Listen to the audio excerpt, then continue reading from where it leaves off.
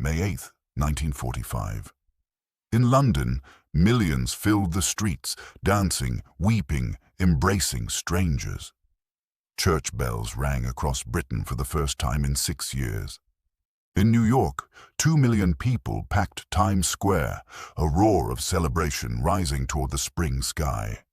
In Moscow, artillery fired salute after salute, the booming echoing across Red Square. Germany had surrendered. In Europe, the war was over.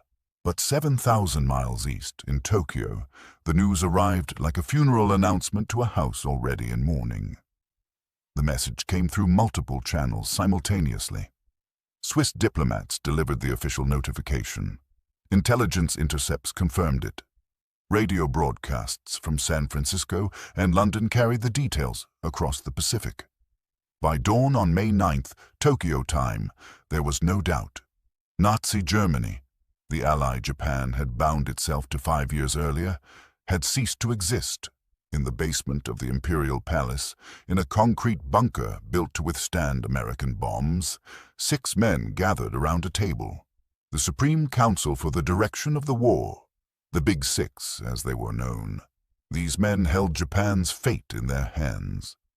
Prime Minister Kantaro Suzuki, 77 years old, a former admiral who had survived an assassination attempt 9 years earlier, with 4 bullets still lodged in his body. Foreign Minister Shigenori Togo, the diplomat who had tried to prevent war with America and now sought a way to end it. War Minister Korechika Anami, the general who believed Japan could still win through sheer will and sacrifice. Navy Minister Mitsumasa Yonai, pragmatic, quietly convinced the war was lost. Army Chief of Staff Yoshijiro Umezu, rigid, unbending. Navy Chief of Staff Suimu Toyoda, caught between naval tradition and mathematical reality. They had known this moment was coming. Intelligence reports had tracked Germany's collapse for months. The fall of Berlin, the suicide of Hitler, the fragmenting of German forces, but knowing and experiencing are different things. Now it was real. Japan stood alone. Suzuki spoke first, his voice steady despite the weight of the moment. The official position, he said, must be clear and unwavering. Japan would continue the fight. Germany's surrender changed nothing. Japan's circumstances differed fundamentally from Germany's.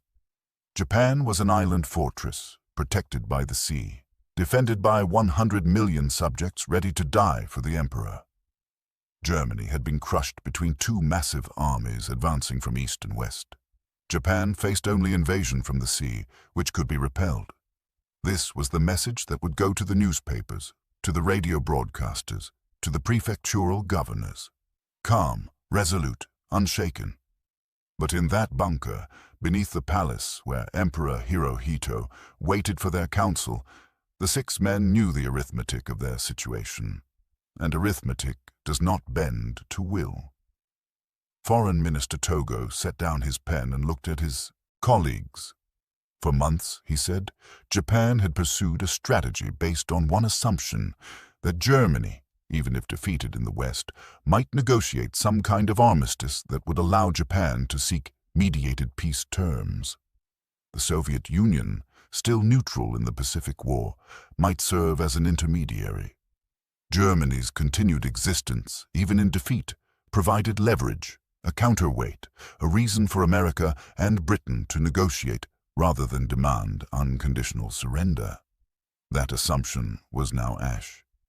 The Soviet Union had denounced its neutrality pact with Japan a month earlier. The denunciation wouldn't take effect for another year, technically, but everyone in that room understood what it meant.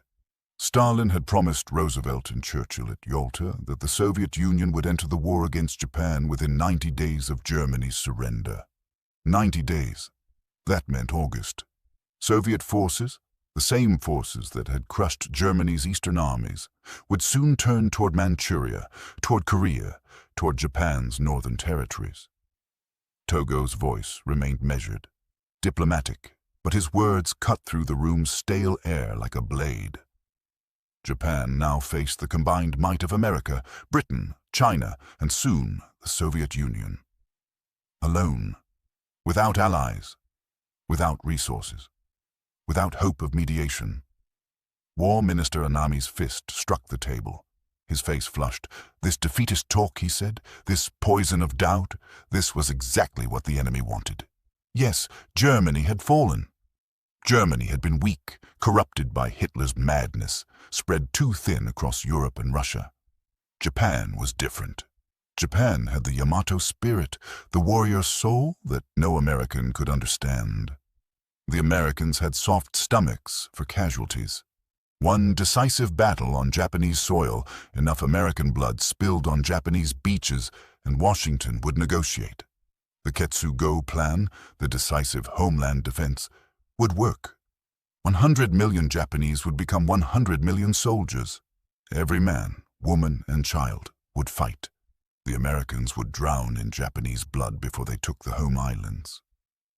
Navy Minister Yonai listened to Anami's speech with the expression of a man watching a friend deny a terminal diagnosis. Yonai had commanded fleets. He understood numbers. The Imperial Japanese Navy, once the pride of the empire, the force that had struck Pearl Harbor and terrorized the Pacific, now existed largely on paper. 4 years of war had reduced it to scattered remnants. The Americans had sunk Japan's carriers, its battleships, its cruisers. The Battle of Leyte Gulf, 6 months earlier, had broken the Navy's back. The super battleship Yamato, the largest warship ever built, had been sent on a suicide mission to Okinawa just 3 weeks ago, and now rested on the ocean floor with 2,800 men entombed inside its hull. And Okinawa, that battle still raged, just 350 miles south of the home islands. Okinawa was supposed to demonstrate Japanese resolve, to bleed the Americans so badly they would reconsider invasion. Instead, it was demonstrating American industrial might and willingness to absorb casualties. The Americans kept coming. More ships, more planes, more men. They could replace their losses. Japan could not. Yonai had seen the intelligence reports. America was producing aircraft at a rate Japan couldn't comprehend. Thousands per month. Japan's aircraft production had collapsed. Fuel was so scarce that pilot training had been cut to dangerous minimums. The Kamikaze strategy, born of desperation, was consuming Japan's remaining aircraft and pilots in exchange for diminishing returns. At Okinawa, the kamikazes had sunk dozens of American ships, but hundreds more kept coming. The meeting continued for 3 hours. The same arguments, circling, colliding, resolving nothing. Finally, Suzuki called for the official statement to be drafted. It would express confidence. It would promise continued resistance. It would reassure the public that Germany's surrender changed nothing. But after the others left, Suzuki made his way through the palace corridors to the emperor's chambers. Hirohito was 44 years old, slight, scholarly, a man who had studied marine biology and written poetry, now trapped in the machinery of war. He had been briefed on Germany's surrender hours earlier. Now he wanted to understand what it meant. Suzuki spoke carefully. The official position was necessary for morale, he said. But privately, Your Majesty should understand the reality. Japan could not win this war. The question was no longer victory or defeat. The question was how to end the war while preserving something of Japan, while protecting the imperial institution, while avoiding the complete annihilation of the Japanese people. Hirohito had been moving toward this conclusion for months, perhaps longer. He was not a warrior emperor. He had never wanted war with America. In 1941, he had questioned the decision, but the military had assured him of quick victory, of American weakness, of destiny. Now destiny had delivered something else entirely. The emperor asked about casualties. Suzuki provided the numbers. In the home islands, American bombing had killed perhaps 300,000 civilians. In Okinawa, over 100,000 Japanese soldiers were dying in a battle that was already lost. Across the Pacific and Asia, Japanese military deaths had reached approximately 1,800,000. and if the Americans invaded the home islands, if Operation Downfall proceeded as intelligence suggested it would, the casualties would be catastrophic. Millions of Japanese would die, perhaps tens of millions. Hirohito listened in silence. Then he said something that would remain secret for months. The war must be ended as soon as possible. Find a way. But finding a way would prove nearly impossible. The military still controlled the government. Anami and the Army General Staff were prepared to fight to the last Japanese citizen.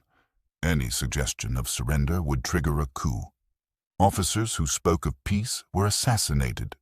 The Kempei Tai, the military police, watched everyone for signs of defeatism. Even the emperor could not simply order surrender. The military would refuse, would declare him mentally unfit, would continue the war in his name. So the public message went out on May 9th. The newspapers printed it on their front pages beneath headlines that tried to minimize Germany's collapse. Germany ceases hostilities in Europe, the Asahi Shimbun announced, as if it were a temporary pause rather than total defeat. The article emphasized that Japan's situation differed completely from Germany's. Japan had the advantage of geography, the protection of the sea, the unity of purpose that came from defending the homeland. The war would continue. In the streets of Tokyo, people read the news with mixed emotions. Some felt shock, even though Germany's defeat had been obvious for months. Germany had seemed invincible once, its armies conquering Europe in a matter of months. The alliance with Germany had been a source of pride, a sign that Japan stood among the great powers.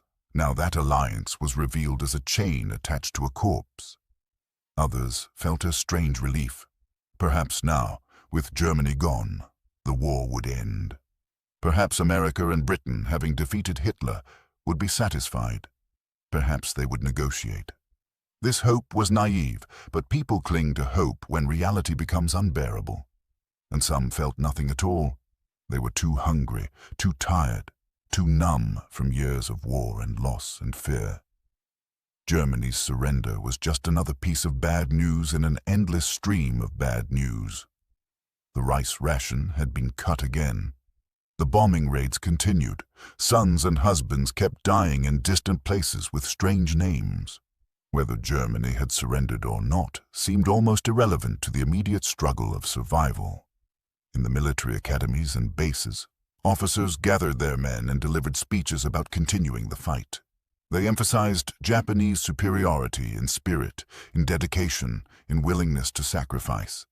They spoke of the samurai tradition, of death before dishonor, of the sacred duty to protect the emperor and the homeland. Some of these officers believed what they said. Others were simply following orders, maintaining discipline, preventing the collapse of morale that would make defense impossible. But in private conversations, in whispered exchanges between trusted friends, doubt spread like cracks in a dam. If Germany, with its powerful army and advanced technology, could be completely destroyed, what hope did Japan have? The Americans were even stronger than the Russians and British combined. They had atomic bombs, or so the rumors said. They had fleets that darkened the ocean. They had bombers that could fly higher than Japanese fighters could reach. The intelligence officers who had tracked Germany's collapse understood the implications most clearly. They had watched the Allied advance through Europe, had noted the speed, the coordination, the overwhelming force. They had seen what happened to German cities under Allied bombing. Dresden, Hamburg, Berlin. Now American B-29s were doing the same to Japanese cities. Tokyo had been burned in March, 100,000 dead in a single night. Osaka, Nagoya, Kobe, Yokohama, all had suffered massive fire-bombing raids. 67 cities were on the target list. The Americans were systematically destroying Japan's urban centers, and Japan had no way to stop them. One intelligence officer, a major named Takeshi Mori, sat in his office in the War Ministry and compiled a report that would never be officially distributed. He calculated Japan's remaining resources, its production capacity, its military strength. The numbers were devastating. Japan's merchant fleet, which had carried the oil and raw materials that fed the war machine, was reduced to approximately 10% of its pre-war tonnage. Submarines and aircraft had sunk the rest. Without merchant ships, Japan couldn't import oil from the Dutch East Indies, iron from Manchuria, rice from Korea. The home islands were being slowly strangled. Aircraft production had collapsed from a peak of 2,800 per month to fewer than 1,000, and most of those were Kamikaze planes, simple aircraft designed for one-way missions. Pilot training had been cut from over 200 hours to fewer than 50. New pilots were being sent into combat, barely able to fly, let alone fight. The kamikaze strategy was burning through Japan's remaining pilots and aircraft in exchange for marginal results. The army still had approximately 5 million men under arms, but they were scattered across China, Southeast Asia, and the Pacific Islands. Many were cut off, starving, reduced to eating grass and bark. The forces in the home islands were better supplied, but they lacked modern equipment. Artillery was scarce, tanks were obsolete, anti-aircraft guns were insufficient. The plan was to arm civilians with bamboo spears and train them to charge American tanks. This was not strategy. This was desperation. Mori's report concluded that Japan could not win the war through military means. The only question was whether Japan would be destroyed completely before accepting defeat, or whether some negotiated settlement could preserve something of the nation. But negotiated settlement required leverage, and Japan had none. Germany's surrender had eliminated any possibility of playing the Allies against each other, of using European politics to Japan's advantage. The report was filed away, read by a few senior officers, then buried. The official position remained unchanged. Japan would fight on. In the weeks following Germany's surrender, the Japanese government made several attempts to reach out to the Soviet Union, hoping against logic that Stalin might be willing to mediate. Foreign Minister Togo sent messages through diplomatic channels suggesting that Japan would be willing to make significant concessions in exchange for Soviet help in negotiating peace terms with America and Britain. Japan would give up its territories in Manchuria, would recognize Soviet interests in Asia, would provide economic benefits. The Soviet responses were cold, non-committal. Stalin was already planning Operation August Storm, the massive invasion of Manchuria that would begin exactly 90 days after Germany's surrender, as promised at Yalta. He had no interest in helping Japan negotiate peace. He wanted Soviet forces to participate in Japan's defeat, to claim territorial gains, to establish Soviet influence in Asia. Every Japanese diplomatic overture was politely received and quietly ignored. Meanwhile, the Battle of Okinawa ground toward its bloody conclusion. By late June, organized Japanese resistance on the island had ended. Over 100,000 Japanese soldiers had died, many in suicidal banzai charges, or by their own hand rather than surrender. Thousands of Okinawan civilians had been killed, some by American fire, many forced to commit suicide by Japanese soldiers who told them that Americans would torture and murder them. The Americans had suffered 50,000 casualties, including 12,000 dead, but they had won completely. Okinawa was now an American base, a staging ground for the invasion of the home islands. The lesson of Okinawa was clear to anyone willing to see it. Japanese forces, fighting on terrain that favored defense, with months to prepare fortifications, supported by thousands of kamikaze aircraft, had been annihilated. The Americans had paid a heavy price, but they had paid it and kept coming. If this was what happened on a small island, what would happen when the Americans invaded Kyushu, then Honshu? But the lesson the military leadership took from Okinawa was different. They saw the American casualties and concluded that their strategy was working. Bleed the Americans enough, make the cost high enough, and eventually Washington would negotiate rather than pay the price of invasion. They planned to turn Kyushu into another Okinawa, but larger, more deadly, with millions of civilians fighting alongside soldiers. They called it Ketsu-go, the decisive operation. It would be glorious. It would be suicidal. In July, the Allied leaders met at Potsdam, outside the ruins of Berlin. Truman, Stalin, Churchill, later Attlee. They discussed the final defeat of Japan. They issued a declaration demanding Japan's unconditional surrender, warning that refusal would result in prompt and utter destruction. The declaration made no mention of the emperor's fate, which was the one thing Japanese leaders most wanted to know. Would the imperial institution be preserved? Would Hirohito be tried as a war criminal? The silence on these questions made acceptance of the Potsdam Declaration politically impossible for Japan's government. Suzuki, under pressure from the military, made a statement that would haunt him. He said the government would mokusatsu the Potsdam Declaration. The word is ambiguous in Japanese. It can mean ignore, or withhold comment, or treat with silent contempt. Suzuki likely meant the second meaning, a diplomatic holding position, but the Western press translated it as ignore or reject with contempt. To the Americans, this looked like defiance, like proof that Japan would never surrender without invasion.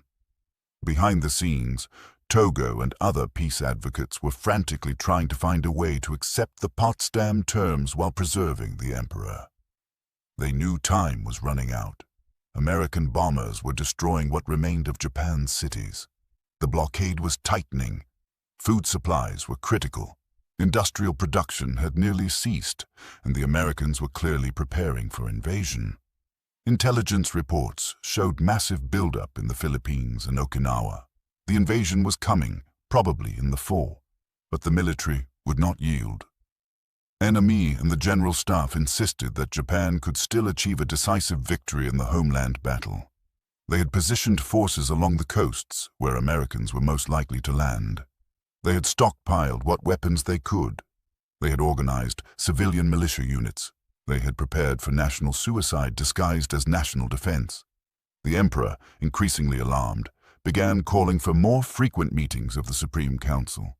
He listened to the arguments, the same arguments repeated endlessly. The military's insistence on fighting to the end. Togo's pleas for negotiated peace.